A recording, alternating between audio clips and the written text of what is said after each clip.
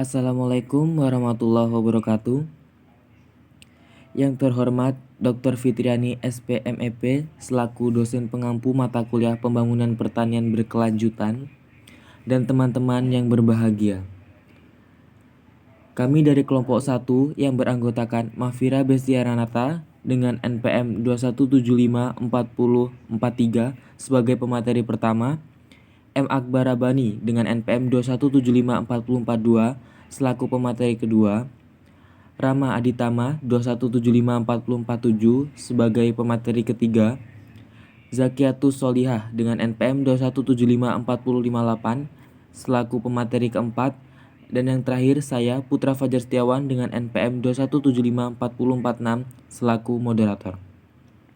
Pada kesempatan kali ini, izinkan kami untuk mempresentasikan hasil kerja kelompok kami. Land atau tanah. Keterbatasan keberadaan sumber daya alam, khususnya tanah, semakin hari semakin dirasakan baik oleh pemerintah sebagai pengelola tanah maupun masyarakat sebagai pengguna tanah. Hal ini karena luas tanah tetap sedangkan yang menggunakan tanah semakin meningkat.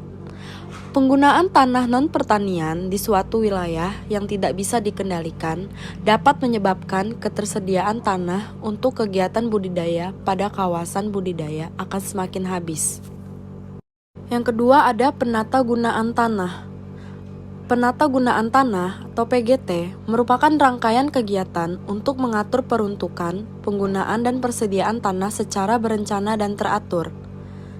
Tujuannya adalah untuk memperoleh manfaat yang lestari, optimal, seimbang, dan serasi untuk sebesar-besar kemakmuran rakyat dan negara. Pengertian penata gunaan tanah adalah pola pengelolaan tata guna tanah yang meliputi penguasaan, penggunaan, dan pemanfaatan tanah yang berwujud konsolidasi pemanfaatan tanah melalui pengaturan kelembagaan yang terkait dengan pemanfaatan tanah sebagai satu kesatuan sistem untuk kepentingan masyarakat secara adil.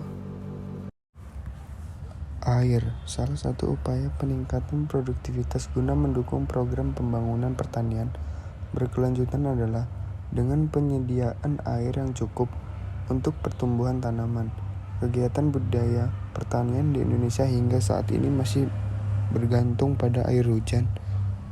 Menyiasati hal tersebut, pengelolaan air harus diusahakan secara optimal, yaitu tepat waktu, tepat jumlah, dan tepat sasaran, sehingga efisien dalam upaya peningkatan produktivitas maupun perluasan areal tanam dan peningkatan intensitas tanaman.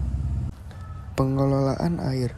Pengelolaan air perlu disesuaikan dengan sumber daya fisik alam, tanah, iklim, sumber air, dan biologi dengan memanfaatkan berbagai disiplin ilmu untuk membawa air ke perakaran tanaman sehingga mampu meningkatkan produksi.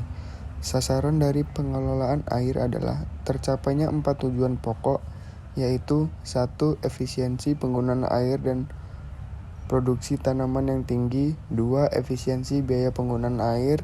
3. Pemerataan penggunaan air atas dasar sifat keberadaan air yang selalu ada tapi terbatas dan tidak menentu kejadian serta jumlahnya.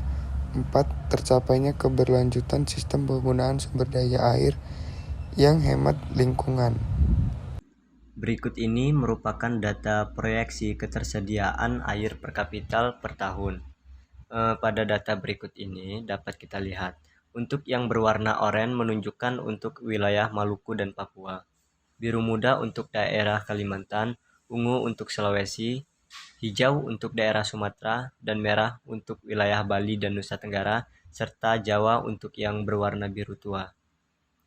Dapat kita lihat pada gambar ini merupakan data ketersediaan air dari tahun ke tahun untuk wilayah Maluku dan Papua sampai dengan Jawa.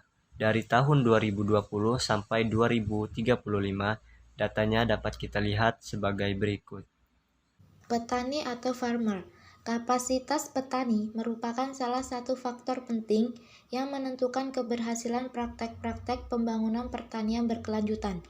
Akan tetapi, tingkat kapasitas petani di beberapa daerah masih rendah sehingga berpotensi menghambat keberhasilan praktek pembangunan pertanian berkelanjutan.